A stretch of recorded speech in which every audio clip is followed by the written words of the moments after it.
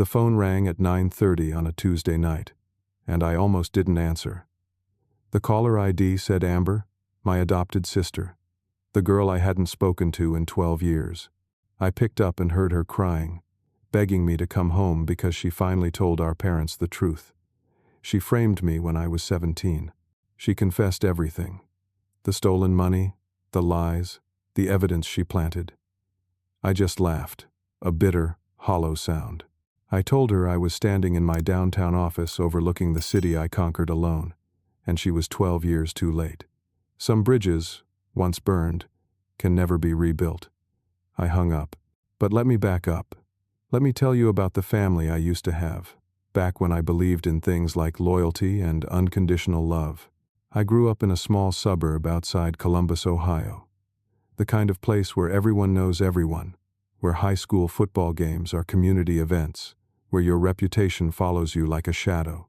My father, Frank, was the principal at the local high school. My mother, Diana, worked as a nurse at the county hospital. We lived in a 3-bedroom ranch house, with a white picket fence and a basketball hoop in the driveway. It was so stereotypically American, it almost hurt. When I was 15, my parents adopted Amber. She was 8 years old, pulled from a foster situation that nobody talked about in detail. I remember the day they brought her home. She was tiny, skinny, with huge brown eyes that looked like they'd seen too much. She clutched a stuffed rabbit and didn't speak for the first 3 days. I fell into the role of protective big brother naturally. I'd always wanted a sibling. I defended Amber from the kids at school who whispered about the foster girl. I helped her with her homework every night at the kitchen table. I taught her how to ride a bike in our driveway, running alongside her until she found her balance. When she finally called me her hero, I felt 10 feet tall. By the time I was 17 and she was 10, we were inseparable. She followed me everywhere, watched me practice with the swim team through the fence, sat in the stands during my meets, cheering louder than anyone.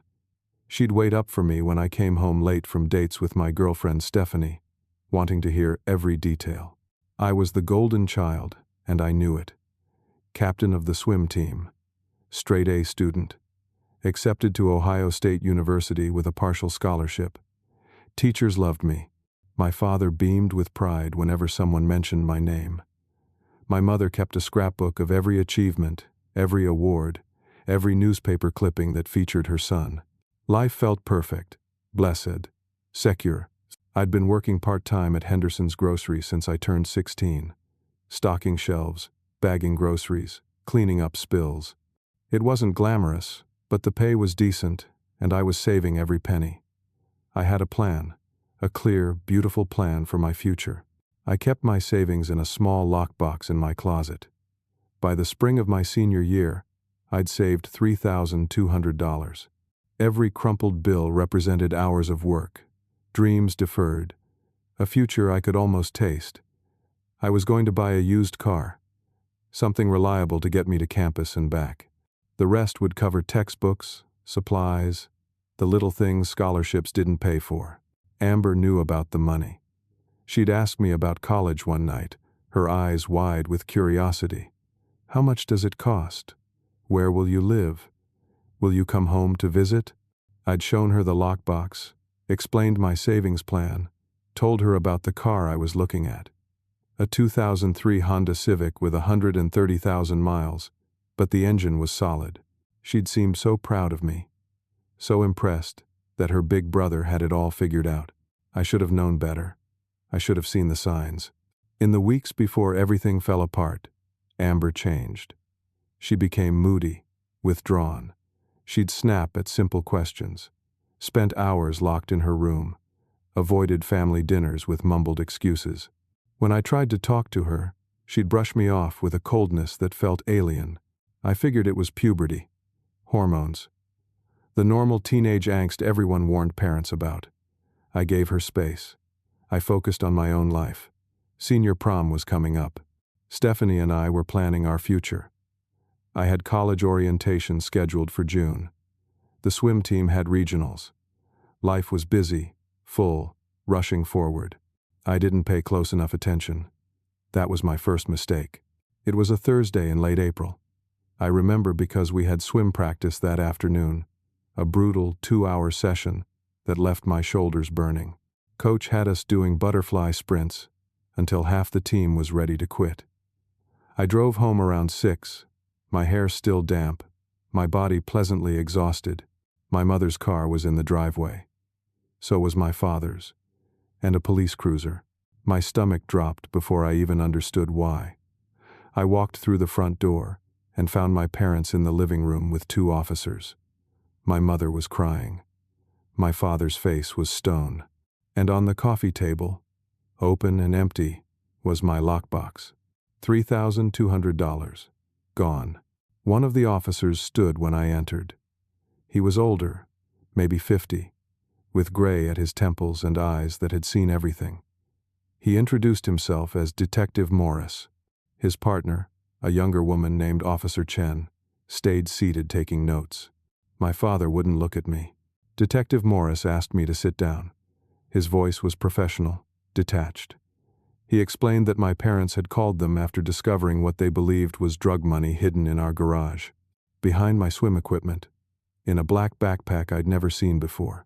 $3,200. My money, my savings. I tried to explain, told them about my job, my savings plan, the car I was buying.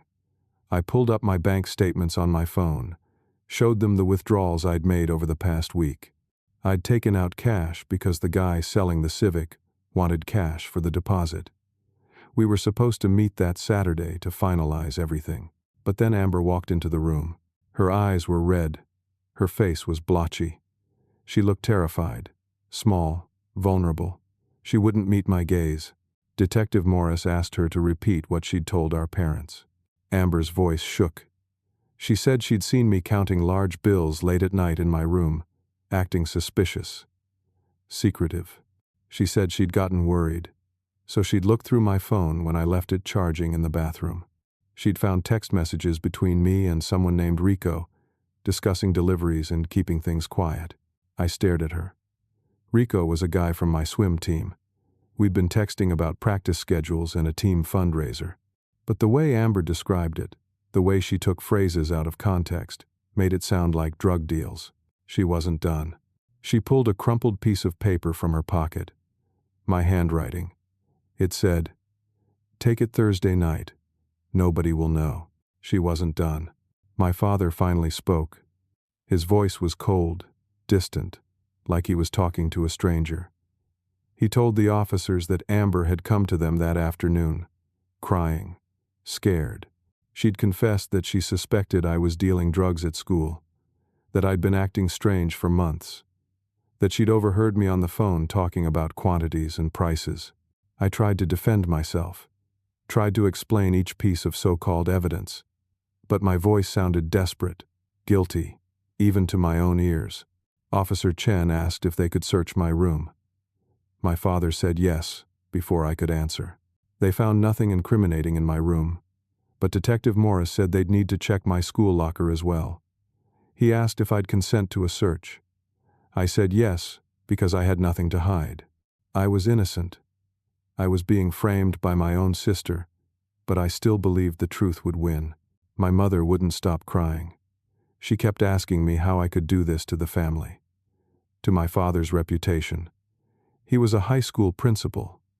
Did I understand what this meant for him? For his career? Not once did she ask if I was okay, if the accusations were true, if I needed help. Stephanie's parents called that night. They'd somehow already heard about the police at our house. Small towns are like that. Secrets travel faster than facts. Her father told my father that Stephanie wouldn't be seeing me anymore. She texted me an hour later. 3 words. "We're done, Kent." I called her 17 times. She never answered. The next morning, I went to school, hoping everything would blow over. Hoping Detective Morris would realize the evidence was circumstantial, that Amber was lying, that this was all a horrible misunderstanding. Instead, I was called to the principal's office during second period. My father's office. He sat behind his desk in his suit and tie, looking official and cold. He told me I was suspended pending the outcome of the police investigation. He said it was school policy. He said he had no choice. He suspended his own son without asking a single question. Coach Raymond pulled me aside as I cleaned out my locker. He said he had to remove me from the swim team. Rules were rules. He looked uncomfortable, apologetic, but he didn't fight for me. Nobody fought for me. By lunch, everyone knew. The whispers followed me through the hallways. Kent Sullivan, the principal's son, the golden boy, caught dealing drugs. I saw the way people looked at me, the judgment, the fascination, the glee that someone perfect had fallen so far. I confronted Amber after school, found her by her locker, surrounded by her friends. I pulled her aside, kept my voice low and urgent. I begged her to tell the truth, asked her why she was doing this, told her I'd always protected her, always loved her, always treated her like real family. She looked me straight in the eye. Her voice was steady, calm, almost amused. Nobody will ever believe you over me, Kent. You had everything. Everything. And I had nothing but your leftovers. Your parents' leftover love. Leftover attention. I was always second. Always the charity case. The adopted kid who should be grateful. Well, now you know how it feels to have nothing. Then she walked away. I stood there in the empty hallway, my world crumbling, and understood that my sister hated me, had maybe always hated me, and she was willing to destroy my entire life to even some imaginary score. 3 days later, the second blow fell. Detective Morris and Officer Chen showed up at our house with a warrant to search my school locker. I went with them, confident they'd find nothing because there was nothing to find. They pulled out my textbooks, my swim gear, my jacket, and then Officer Chen reached into the back corner and pulled out a small Ziploc bag, white powder residue inside. I'd never seen it before. Never. I started shouting, protesting, saying someone planted it, saying Amber had access to my locker key, saying this was a setup. Detective Morris read me my rights. Right there in the school hallway, in front of students and teachers and people who'd known me my entire life. He cuffed my hands behind my back. My father stood in his office doorway, watching, his face unreadable. I called out to him, "Dad, Dad, please, you know me. You know I didn't do this." He turned around and closed his door. They took me to juvenile detention. I spent 3 nights in a cell with concrete walls and a toilet in the corner and fluorescent lights that never turned off. I was 17 years old. I'd never been in trouble in my life.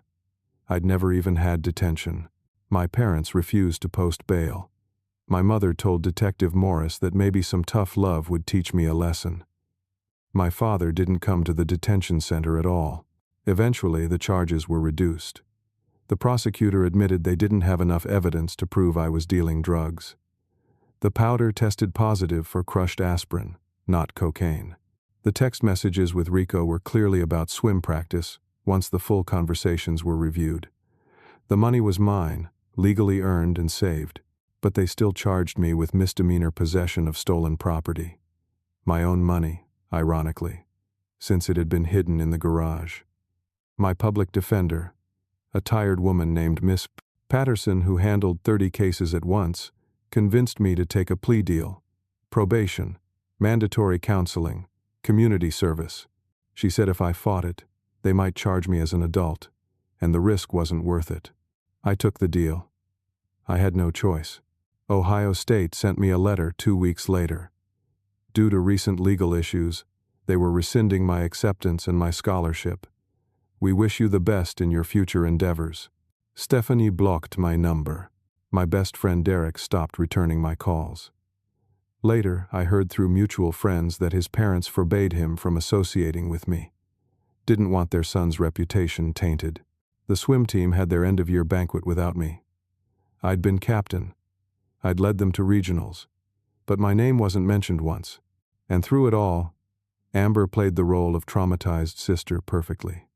She cried to our parents about how hard this was for her, how scared she'd been to come forward, how guilty she felt for turning in her own brother, but she'd had to do the right thing.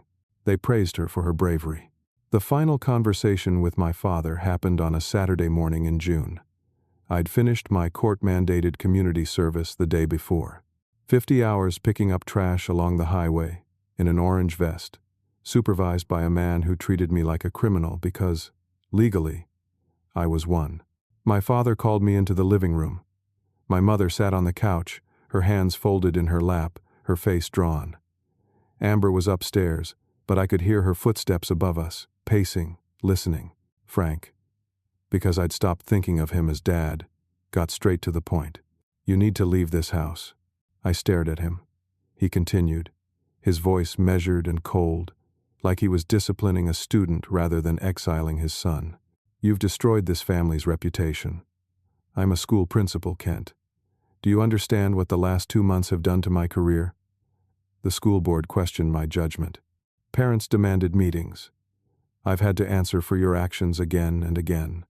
I can't have you here anymore. My mother said nothing. She just cried silently, her shoulders shaking, but she didn't contradict him, didn't defend me, didn't fight for me. I asked where I was supposed to go. I was 17. I had a criminal record, no college, no job anymore. Since Henderson's fired me the week I got arrested, I had $217 to my name and a duffel bag of clothes. Frank said that wasn't his problem. I'd made my choices, and now I had to live with the consequences. He said he'd contacted a cousin in Columbus, who might let me stay for a few weeks while I figured things out, but after that I was on my own. I looked at my mother. Mom, please. She finally spoke, her voice thick with tears. How could you throw away everything we gave you, Kent? We gave you a home, opportunities, love. We adopted Amber to give you a sibling, and you repay us by dealing drugs? By lying? By destroying your father's reputation? I tried one more time. I told them Amber was lying. I listed every inconsistency in her story. I begged them to question her more carefully, to investigate, to believe their son. Frank stood up. Enough. I don't want to hear another word. You have until tomorrow morning to pack your things and leave. We've arranged for you to stay with Cousin Bill for 2 weeks. After that, you're an adult in the eyes of the law, and you're on your own. I went upstairs and packed my life into one duffel bag. Clothes, my guitar, a photo album my mother made when I was a kid, my swim team jacket, even though wearing it now felt like a lie. Amber appeared in my doorway. She leaned against the frame, her arms crossed, watching me pack. You ruined my life, I said. My voice was hollow. She shrugged. You'll survive. You're Kent Sullivan, the golden boy. You'll land on your feet. Why? I asked. Just tell me why. She was quiet for a long moment. Then she said something I'd never forget. Because you never had to try. Everything came easy to you. Grades, sports, friends, college, our parents' love. I had to fight for every scrap of attention, every moment of pride. And I was still always second to you. I wanted you to know what it felt like to lose everything, to be nothing. Now you do. She walked away. I never saw her again. Not for 12 years. Cousin Bill lived in a rundown apartment complex in a rough part of Columbus. He was my father's cousin, a man in his 60s who drank too much and asked too many questions. He let me sleep on his couch for exactly 2 weeks, then told me he needed the space for his girlfriend. I'd been applying for jobs nonstop. Fast food, retail, warehouses, anything. Most places ran background checks. Most places didn't call back.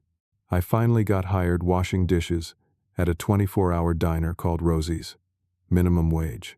Night shift. I started the same week. Bill kicked me out. I slept in my car for a week. A 2000 Honda Civic I'd finally bought with the last of my savings. The car I'd planned to drive to college. Instead, it became my bedroom. I parked in a Walmart parking lot because they didn't tow overnight vehicles. I showered at a truck stop for $3. I ate ramen noodles heated up with hot water from gas station coffee machines. I was 17 years old, and I was homeless. The loneliness was worse than the hunger, worse than the humiliation. I'd wake up at 3 in the afternoon, disoriented and cramped, and remember that I had no one, no family, no friends, no future beyond the next shift washing dishes. Some nights, I cried until I couldn't breathe. Other nights, I just stared at the ceiling of my car and felt nothing. I tried one last time to reach my parents. 3 months after they kicked me out, I sat down and wrote them a letter. 5 pages, handwritten, explaining everything. I listed every inconsistency in Amber's story. The impossibility of the timeline. The way she had access to my locker key. The fact that the bag of aspirin appeared in my locker the same day she'd offered to grab my gym clothes for me. I begged them to investigate, to talk to Rico, to review my bank statements, to believe me. I mailed it with the last of my money, hoping for a miracle. Hoping that maybe, given time and distance, they'd see the truth. 2 weeks later, the letter came back, unopened, returned to sender, but Frank had included something. A note, written in his precise handwriting. "We have no son. Don't contact us again." And a photo. My high school graduation photo, from the wall of their living room. My face was scratched out with black marker, violently, angrily, until the features were unrecognizable. I sat in my car in the Walmart parking lot and stared at that photo for an hour. Then I took it to the dumpster behind the store and burned it. Watched the edges curl and blacken, watched my past turn to ash. I burned every memory, every hope, every shred of the belief that family meant something. And a photo, my high school graduation photo, from the wall of their living room. My face was scratched out with black marker, violently, angrily, until the features were unrecognizable. I was 17, homeless, and I had nothing left to lose, which meant I had everything to gain. That night, I made a promise to myself. I would survive, I would succeed, and I would never, ever let anyone hurt me like that again. The years that followed were brutal, but I'd been forged in brutality, so I endured. I worked 3 jobs. Dishwasher at Rosie's from 11 at night until 7 in the morning. Security guard at a storage facility from 8 in the morning until 4 in the afternoon. Weekend landscaping for a company that paid cash under the table. I slept in 4-hour blocks, ate whatever was cheapest, and saved every single penny. After 6 months, I had enough to rent a room in a boarding house. $80 a week, for a space barely bigger than a closet. I shared a bathroom with 4 other men. The walls were thin enough to hear every conversation, every argument, every moment of despair that filled that building. But it was mine. A roof, a door that locked, a space where I could exist. I enrolled in community college, using financial aid and a Pell Grant. I'd missed the fall semester, so I started in January. I took classes during my breaks, between jobs, business, marketing, communications. I studied in my car during lunch. I wrote essays on my phone. I fell asleep in the library more times than I could count. My professors thought I was lazy because I sometimes dozed off in class. They didn't know I was working 70 hours a week just to survive. But I kept going. I maintained a 4.0 grade point average through sheer stubbornness. Every A felt like revenge. Every perfect score was proof that I wasn't what they'd called me, wasn't what my family believed. I transferred to a state university after 2 years. Full academic scholarship. I'd earned it with perfect grades and an essay about overcoming adversity that made the scholarship committee cry. I still worked, still barely slept, still lived on ramen and peanut butter. But I was crawling forward, inch by painful inch. At 22, I graduated summa cum laude with a degree in marketing and communications. I walked across that stage alone. No family in the stands. No one cheering my name. But I held that diploma and felt something close to pride. I got an entry-level job at a small marketing firm in Cincinnati. Started at $32,000 a year. After years of minimum wage, it felt like fortune. I rented my first real apartment, bought real furniture, started eating actual meals, and I discovered something. I was good at this, really good. I understood consumer psychology. I could analyze markets, identify gaps, create strategies that turned struggling businesses into success stories. My boss, a man named Gary, who ran the firm, noticed. He started giving me bigger clients, more responsibility. Every success fueled me. Every win erased a little more of the shame I'd carried since I was 17.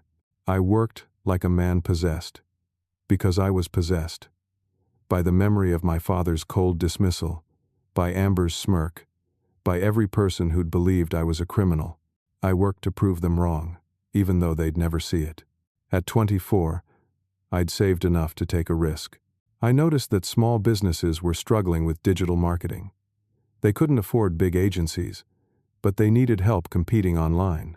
Social media strategies, website optimization, local search engine visibility. There was a gap in the market, and I could fill it. I used every penny of my savings, $8,000, to start my own consulting firm, Sullivan Digital Solutions. I worked out of my apartment. I cold-called businesses until my voice gave out. I offered free initial consultations, then delivered results so impressive they couldn't say no. My first major client was a family-owned hardware store on the verge of closing. I redesigned their website, optimized their Google presence, created a social media strategy that highlighted their community involvement. Within 3 months, their revenue tripled. They told everyone they knew. Word spread. More clients came. I hired my first employee, a college kid who was brilliant with graphic design.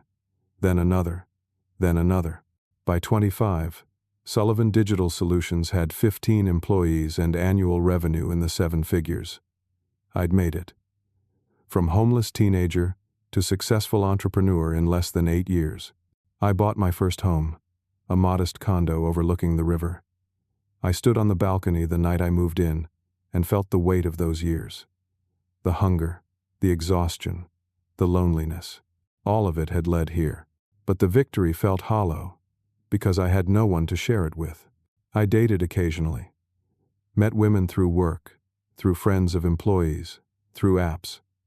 But I couldn't let anyone close, couldn't trust, couldn't be vulnerable.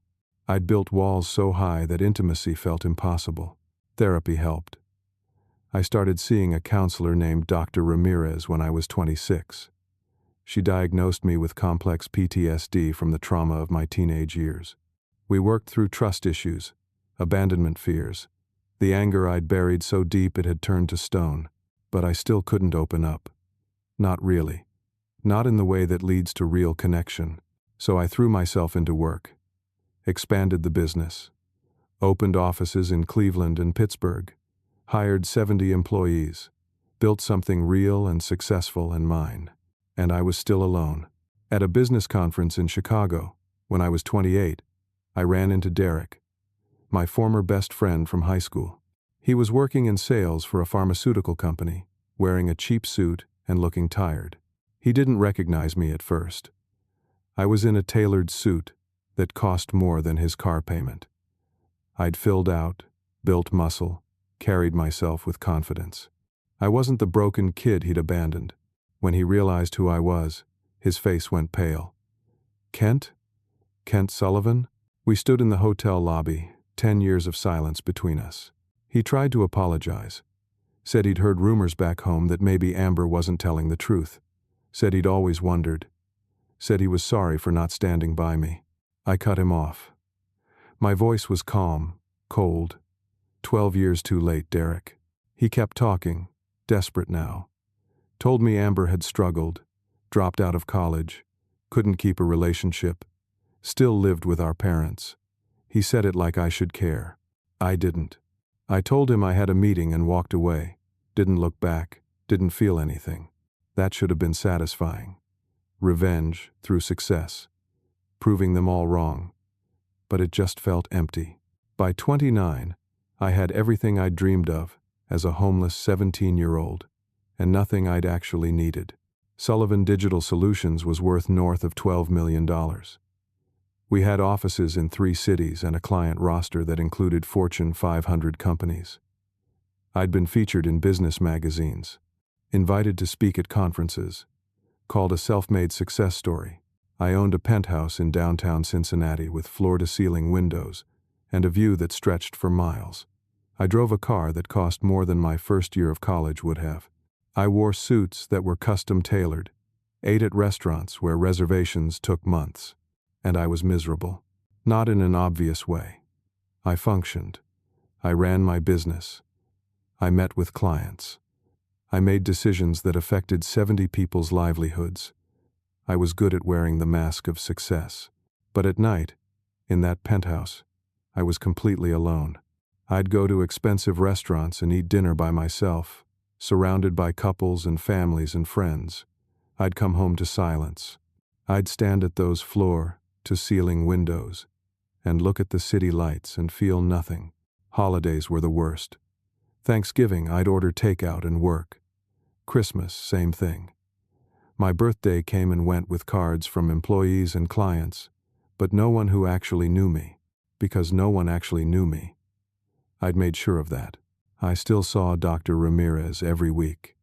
She gently suggested that I was using success as a shield, that I'd built an empire to prove my worth to people who'd never see it, that I was still that 17-year-old kid trying to earn back his family's love.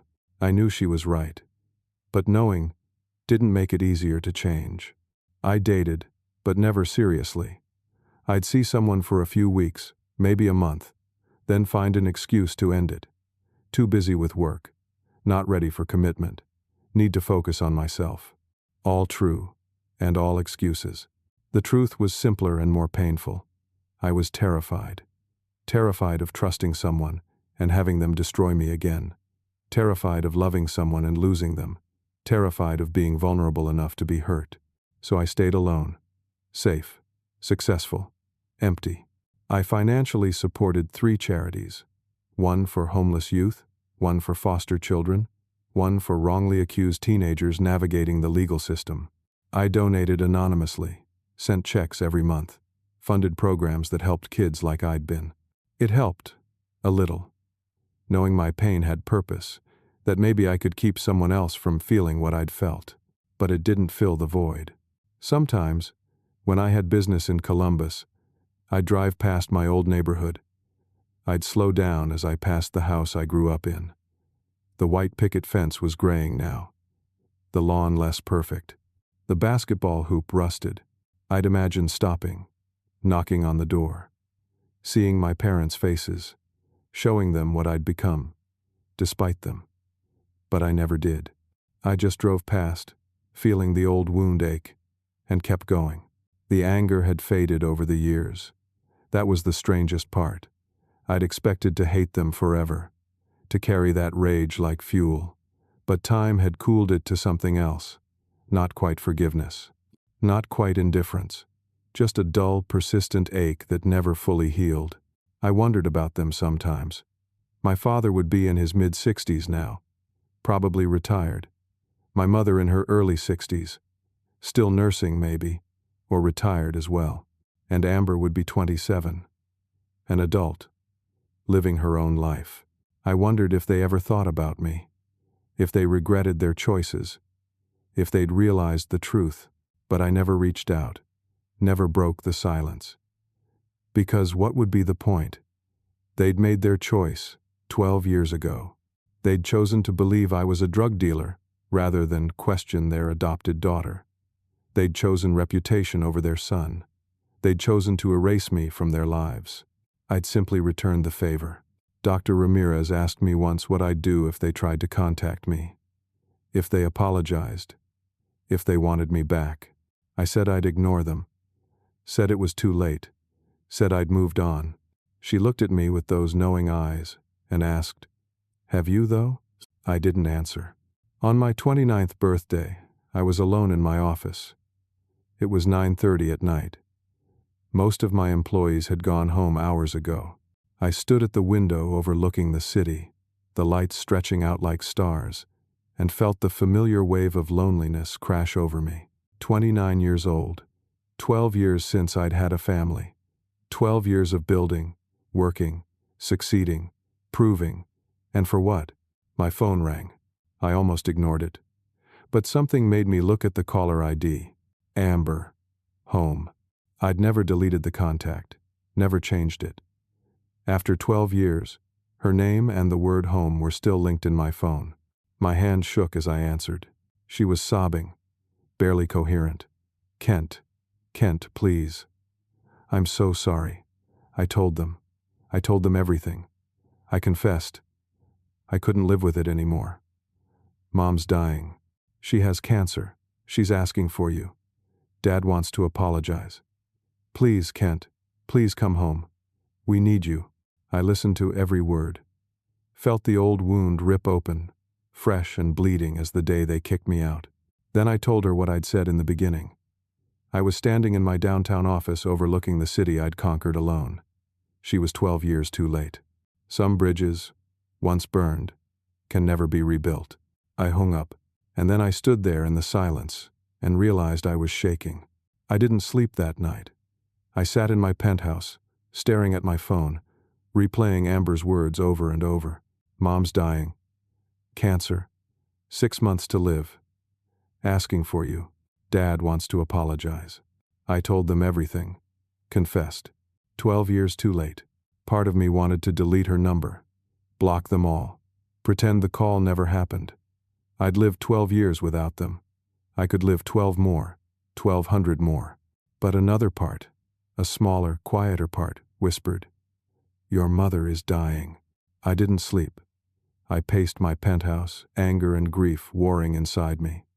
I stood at the windows and watched the sunrise over the city I'd conquered. The city I'd built my empire in. The life I'd created from nothing. Without them. Despite them. I could ignore this.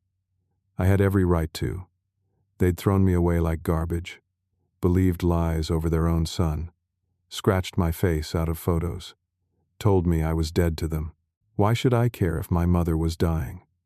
She hadn't cared when I was homeless. Hadn't cared when I was washing dishes at midnight just to afford ramen. Hadn't cared when I walked across a stage to get my diploma with no one in the stands. She'd made her choice. I'd made mine. But the thought of her dying, of her being gone, of never having the chance to hear her voice again, to see her face, to tell her what I'd become, it hollowed me out. Over the next 2 weeks, Amber called 17 times. I didn't answer, couldn't answer, didn't know what I'd say. Then my father called from an unknown number. I almost didn't pick up. But something, maybe curiosity, maybe masochism, made me answer. His voice was broken, old, nothing like the cold, authoritative principal who'd kicked me out. "Son." His voice cracked on the word. "I failed you. I was so worried about my reputation, my position, my pride. I didn't see the truth. I didn't question. I didn't fight for you. Your mother has stage 4 lung cancer. The doctors say 6 months, maybe less. She's asking for you every day. Says your name in her sleep. I don't deserve your forgiveness. I know that. But she deserves to see her son. Please, Kent. Please come home." I listened in silence. When he finished, I hung up without saying a word. I sat with that voicemail for days, played it over and over. "You don't deserve your forgiveness." No, he didn't. An email arrived from Amber. Long, detailed, confessional. She explained everything. How she'd been jealous of me. How she'd felt like the adopted kid, the charity case, the one who'd never measure up. How she'd resented my perfection, my achievements, the way our parents beamed when they talked about me. She described planting the evidence, stealing my money, creating the fake text messages, putting the aspirin in my locker, watching my life fall apart, and feeling vindicated, powerful, in control for the first time. She described the guilt, how it ate at her for 12 years, how she dropped out of college because she couldn't focus, how every relationship failed because she couldn't be honest, how she'd been in therapy for 6 years trying to cope with what she'd done. She said seeing our mother dying finally gave her the courage to confess, that she'd told them everything, every lie, every manipulation, every cruel, calculated move. An email arrived from Amber. Long, detailed, confessional. She explained everything. How she'd been jealous of me. How she'd felt like the adopted kid, the charity case, the one who'd never measure up. How she'd resented my perfection, my achievements, the way our parents beamed when they talked about me. Amber begged me to come home. Said she'd spend the rest of her life making it up to me if I'd just give them a chance. I read that email 5 times. Then I archived it. Derek reached out through LinkedIn. Said the whole town knew now. Amber had confessed publicly on social media, posted a long apology detailing everything she'd done to me. People were shocked, horrified, asking about me, where I was, what happened to Kent Sullivan. My old swim coach sent a Facebook message. Said he was sorry. Said he should have believed me.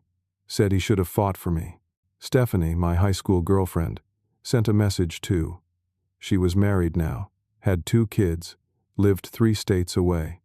She said she was sorry for abandoning me, sorry for believing the lies, sorry for not giving me a chance to explain.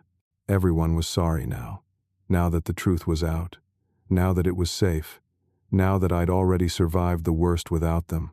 I didn't respond to any of them. Dr. Ramirez had an emergency session with me. She listened as I explained everything.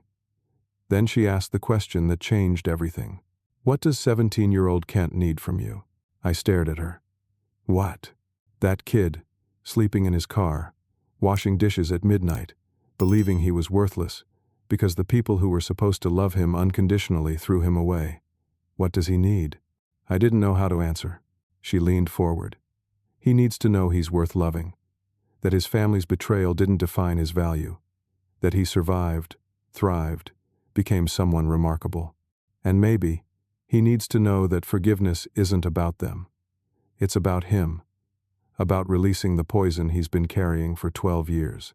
I told her I didn't know if I could forgive them. She said I didn't have to decide that now, but I should decide whether I wanted closure, whether I wanted to see my mother before she died, whether I wanted the chance to speak my truth to their faces after 12 years of silence, because once she was gone, that chance was gone forever. I thought about that for a week, turned it over and over in my mind. I could ignore them, let them suffer, let my mother die without ever seeing me again. It would be justice in a way, poetic, fair, but it would also leave me with questions forever, what-ifs, regrets. The wondering if I should have gone, should have said something, should have taken the chance. And I realized something. I'd spent 12 years proving I didn't need them, building a life so successful, so complete, that their absence didn't matter. But if that were true, why did this hurt so much? Why did Amber's call shake me to my core? Why was I losing sleep over people I claimed not to care about? The truth was harder. I did care. I'd always cared.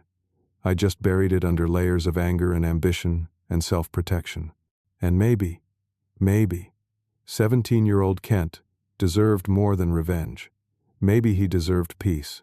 I made my decision on a Sunday morning. I got in my car and drove to Ohio. Didn't call ahead, didn't tell anyone, just drove. 3 hours later, I pulled onto my old street. The houses looked smaller than I remembered, shabbier. Time hadn't been kind to this neighborhood. I parked across the street from my childhood home. The white picket fence was graying and peeling. The lawn was patchy. The basketball hoop sagged. Everything looked tired, sad. I sat in my car for 20 minutes, gripping the steering wheel, trying to breathe. Through the living room window, I could see movement. My father, older and grayer and bent, he walked slowly, like his bones hurt. Then Amber appeared, pushing a wheelchair. In it sat a woman so frail and thin, I almost didn't recognize her. My mother, Diana, with an oxygen tube in her nose and a blanket over her lap, looking out the window, looking for me. All 3 of them were at the window, looking out, waiting. Like they'd been waiting every day since Amber's confession. I got out of the car, walked across the street, up the driveway, to the front door. I knocked. The door opened. My father stood there. We looked at each other. 12 years of silence and pain and regret between us. His eyes filled with tears. You came. I stepped inside. The house smelled the same. That's what hit me first. The same laundry detergent my mother always used. The same faint scent of coffee. The same everything, frozen in time. Except, nothing was the same. Not really. My swim trophies were still on the shelf in the living room. My school photos still on the wall, including the graduation photo. Not scratched out. Whole. Like the destroyed one had been replaced. Or maybe that had been a copy, sent to hurt me one final time before they cut me off. My mother started crying the moment she saw me. Kent. My boy. My beautiful boy. Her voice was weak, raspy from the oxygen, and the cancer eating her lungs. She reached out with shaking hands, and I stood there, frozen, not knowing what to do. Frank gestured to the couch. Please, sit. I sat. They arranged themselves across from me. Frank in his armchair, Diana in her wheelchair, Amber standing behind them, her face pale and drawn, looking like she'd aged 20 years instead of 12. Nobody spoke for a long moment. We just looked at each other. A family that wasn't a family anymore, trying to figure out where to start. Her voice was weak, raspy from the oxygen, and the cancer eating her lungs. She reached out with shaking hands, and I stood there, frozen, not knowing what to do. I need you to know that I failed you in every possible way. I was your father. I was supposed to protect you, believe you, fight for you. Instead, I cared more about my reputation than my son. I was embarrassed, terrified of what people would think, what the school board would say, how it would reflect on me, and I chose my pride over you. He wiped his eyes, his hands trembling. I've had 12 years to think about it. 12 years to see the holes in Amber's story that I ignored because I wanted to believe her. Because believing her meant I hadn't failed as a father. Meant the perfect family I'd built was still intact. I was a coward, Kent, and I destroyed my son because of it. Diana spoke next, her voice barely above a whisper. I should have fought for you, should have questioned, should have chosen you over comfort, over keeping the peace, over your father's certainty, but I didn't. I failed you as a mother, and I've lived with that guilt every single day since. I don't expect forgiveness. I don't deserve it. But I needed you to know. I'm so sorry. I listened, felt the words wash over me. 12 years I'd imagined this moment. Imagined them apologizing, begging, admitting they were wrong. I'd imagined feeling vindicated, triumphant, satisfied. Instead, I just felt tired. Amber stepped forward. She looked terrible. Dark circles under her eyes, hair limp. She'd lost weight, looked fragile, broken. Her voice shook as she spoke. Everything was my fault. All of it. I stole your money. I planted the drugs. I lied to the police. I destroyed your life because I was jealous and angry and stupid. I was 15, and I felt invisible next to you. You were perfect. Everyone loved you. And I was the adopted kid who should be grateful for scraps. She sobbed, covering her face. But that's not an excuse. Nothing excuses what I did. I've been in therapy for 6 years. I've tried to make amends, to be better, to forgive myself. But I can't, because what I did to you was unforgivable. You were my brother. You protected me, loved me, and I destroyed you. I'm so sorry, Kent. I'm so sorry. I let the silence stretch. Let them sit with their confessions, their apologies, their regret. Then I spoke. My voice was calm, controlled. I was homeless. Did you know that? After you kicked me out, I slept in my car for weeks. I showered at truck stops. I ate 1 meal a day, because that's all I could afford. I worked 3 jobs just to survive. I was 17 years old and completely alone in the world. Diana gasped, her hands over her mouth. I continued. I put myself through college. Worked 70 hours a week, while maintaining perfect grades. I graduated with honors.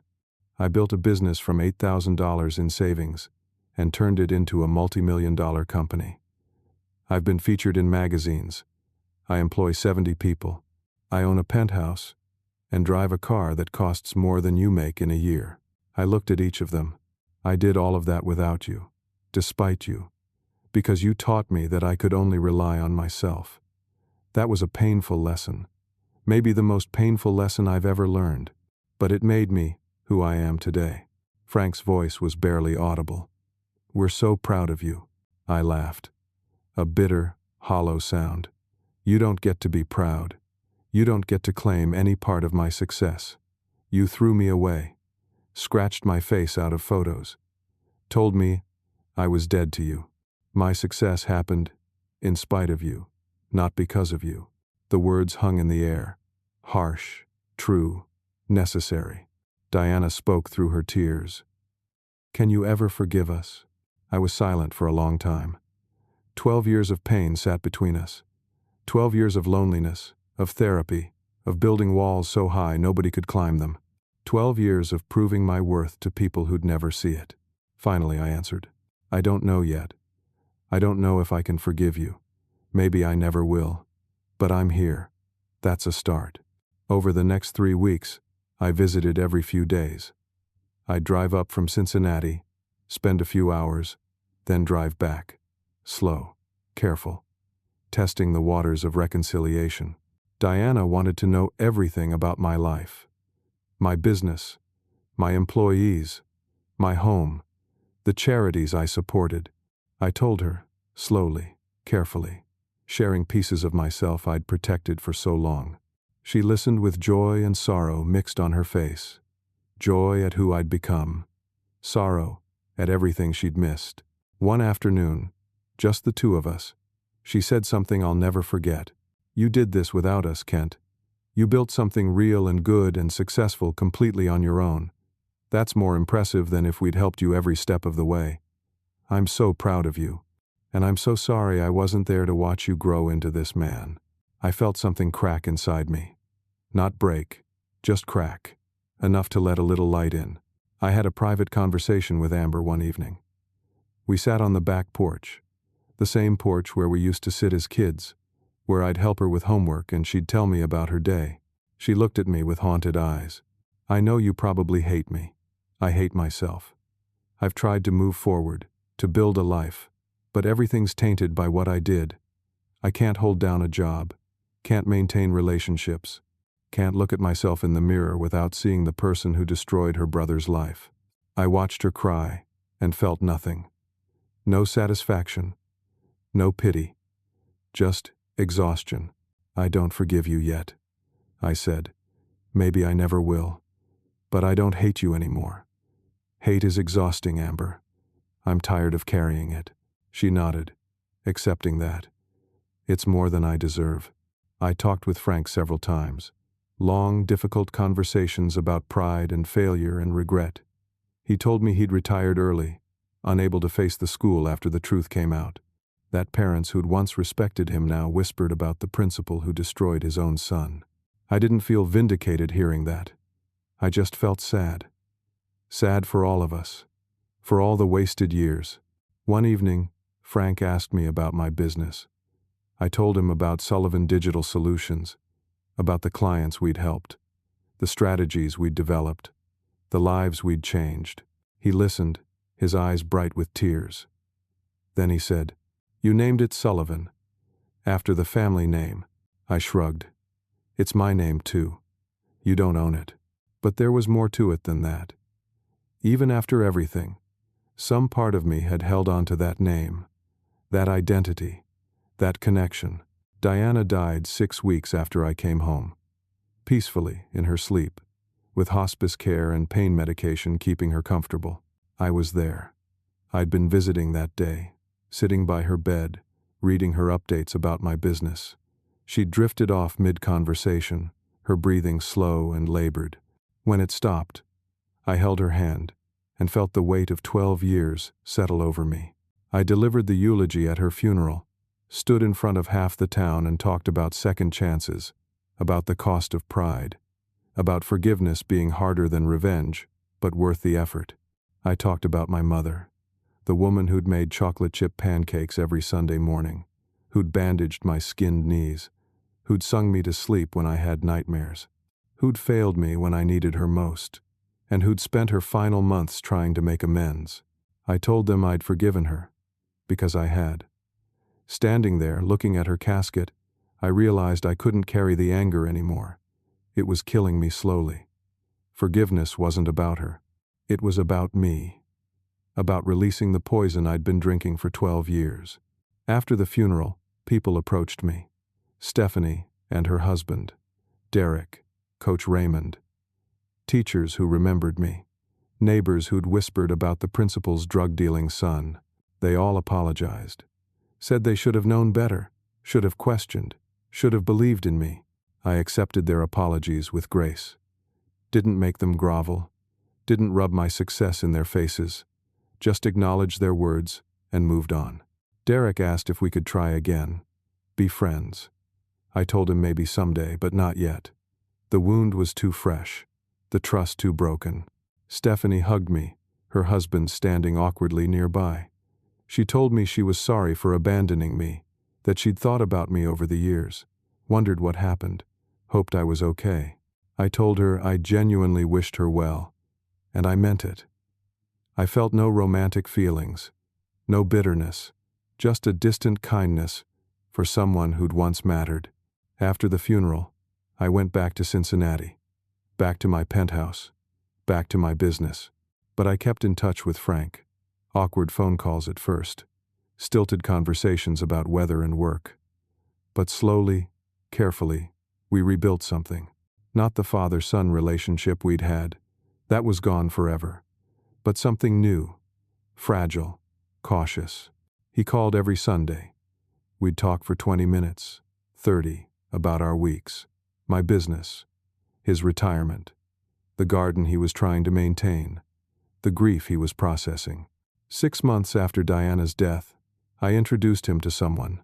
Her name was Paige.